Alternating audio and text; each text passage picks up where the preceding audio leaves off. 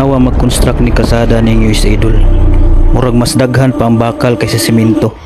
Unang pirti yung liguna dol, tanawa oh. Oh. Usa nila butangan og espalto. Unang pulido jud kay pagkatrabaho dol. Kini pong sa Japan lahi ko'y tirada dolo.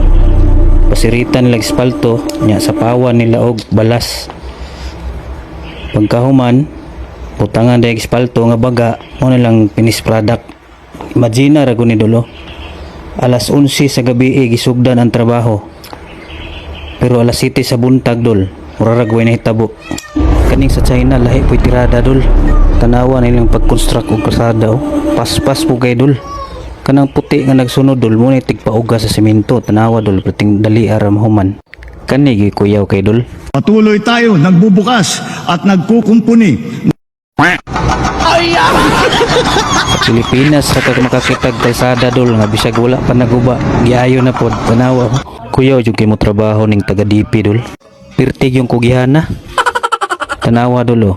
Wala na bakal-bakal sa army na naunsa hinambog man ang magbutang-butang og bakal tanawa ang resulta dol oh.